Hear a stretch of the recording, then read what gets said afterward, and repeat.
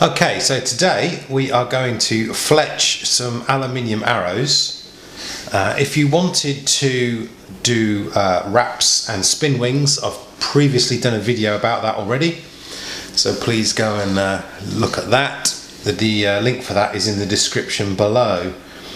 Okay, so let's just talk about what kit I'm going to use today to get this done.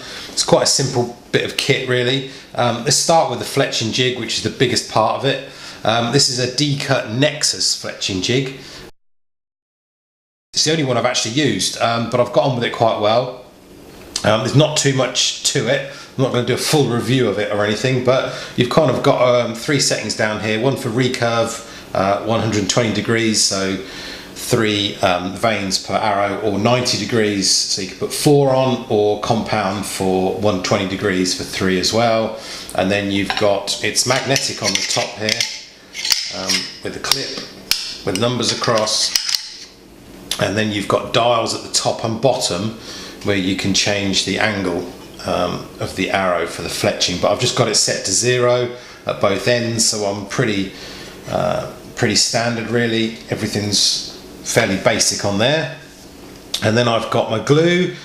This is Dragon Spit, which I quite like because it's in a fixed bottle, whereas I also though do like the Eastern Fast Set gel, but I get those in the little metal tubes, and I do find that they clog up quite a lot and I have to keep pushing pins in to clear them out. So that's quite a good glue. And then I've got my 3 vanes here as well. I've gone for 2 whites and an orange, like a day glow orange.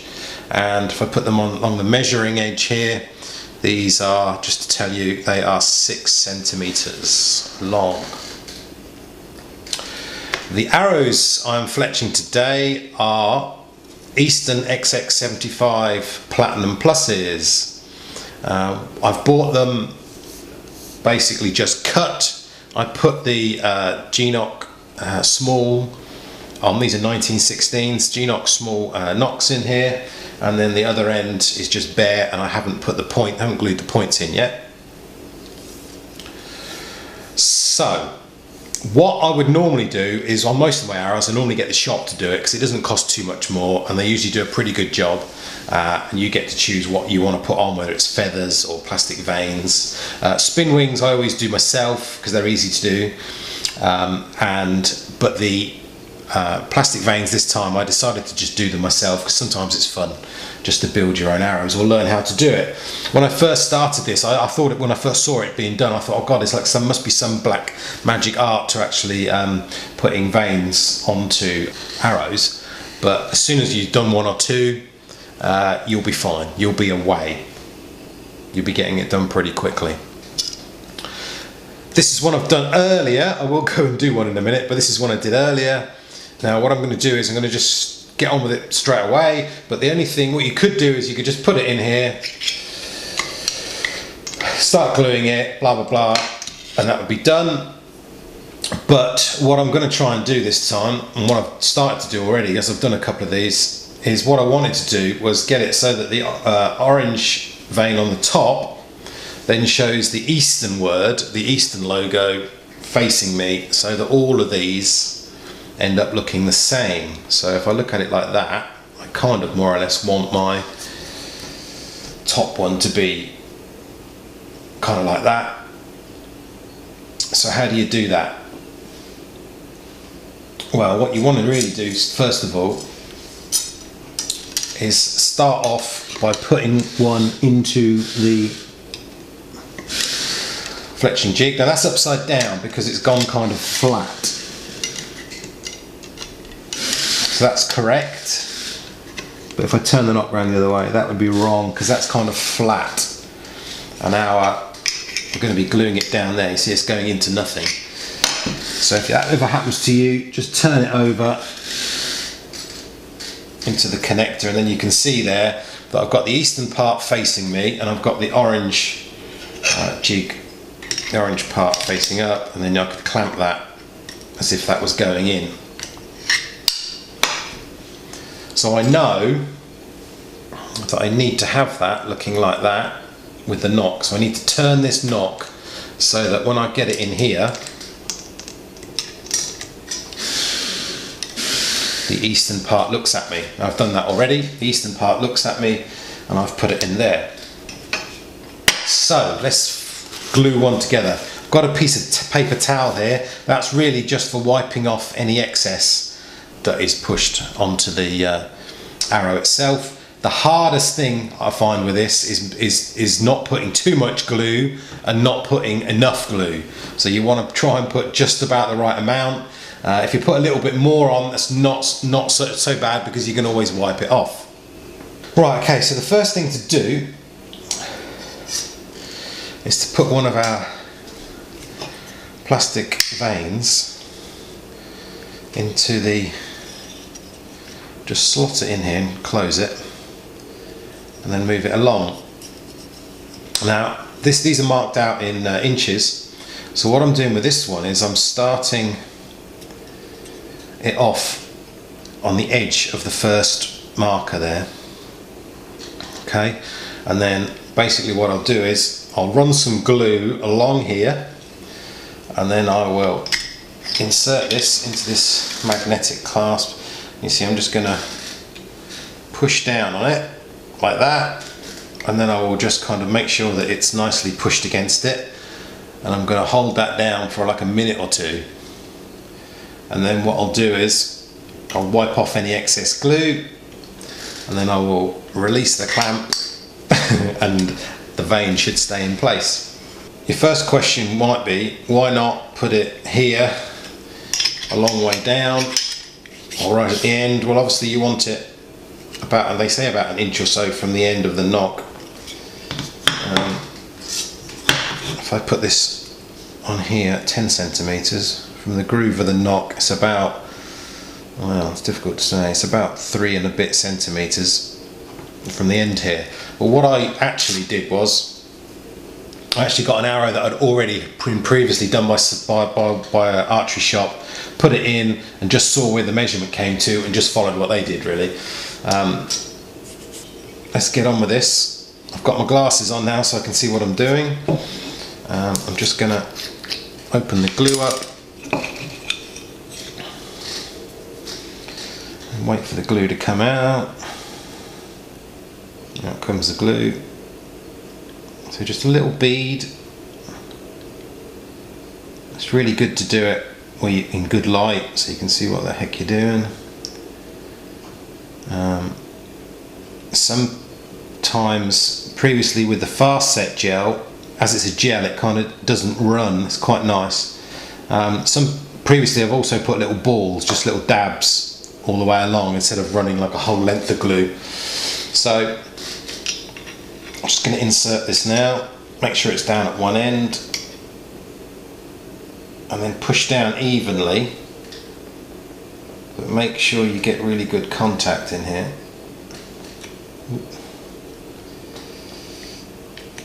Yeah, I'm pushing too hard now.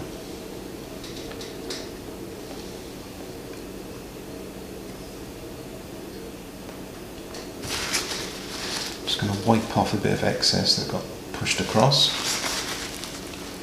Obviously try not to glue your fingers together. I'm just going to go around the back and wipe it as well. Don't forget the back part, because glue will come out both sides. Okay. Now it's just a matter of waiting. I mean, it's up to you how long you want to leave it on here for, but I usually leave it on here quite a while. Sometimes I might even blow it. I don't put any kind of other glues on or any rapid kind of set stuff. I just usually use the normal glues. What I have found actually, that carbon coated arrows are a lot easier to fletch, like ACCs and arrows like that, whereas these aluminium ones, they do take longer to set. I think mainly because the carbon is a bit more porous, so the glue kind of gets in there and you get a better bond. Usually I put the lid on the glue between fletching. Right, so let's come back in a minute and see what happens.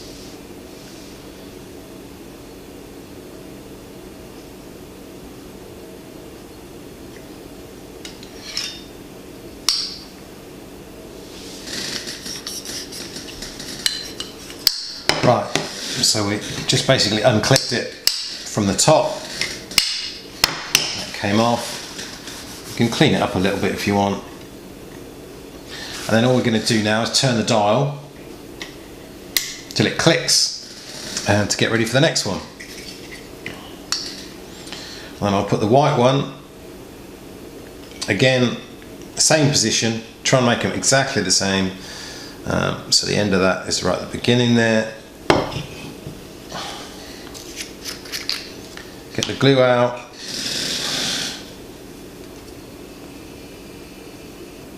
The glue is coming out.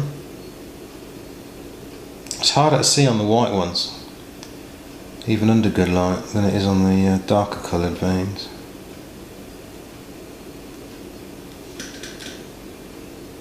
I think there's enough on there.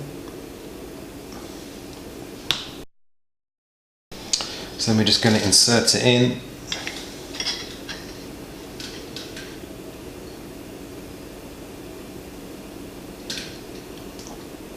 And just give it a little push.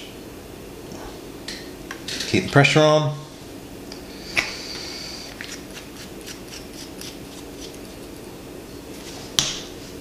Look for any glue that's coming out either side. There's hardly any coming out this side. There's a little bit coming out on the other side.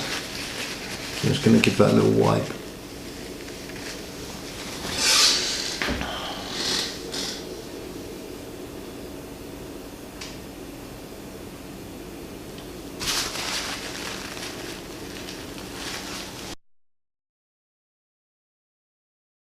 Right, I think that'll do. I'll take this one off. What I also do is give the blade a little bit of a wipe, because you don't want to get too much glue on this.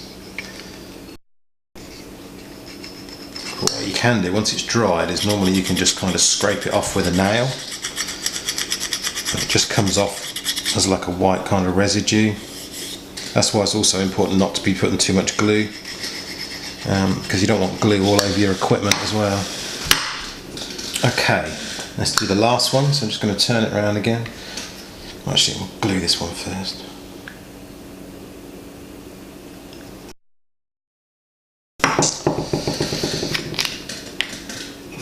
So, my last one. As you can see, it doesn't take too much time, but it's just the drying time. That's why some people do put accelerator liquids and stuff on to make the glues work quicker. But I say, if you do carbon arrows, carbon coated arrows anyway, I think you'll find that they will fletch a lot quicker than these shiny aluminium ones. Yeah, there's something on there, I can hardly see in this light. Yep. Right, let's flick it around again. Last position. Into place.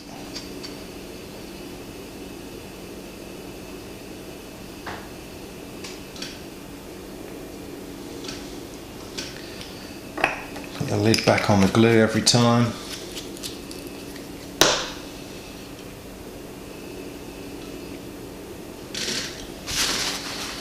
A little wipe. Check the back end. A bit more on this side.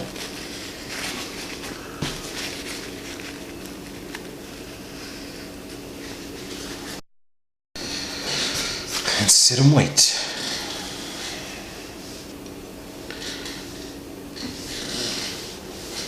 And then what I'll do is I'll let those dry for a little while once all three are done, by putting them to one side.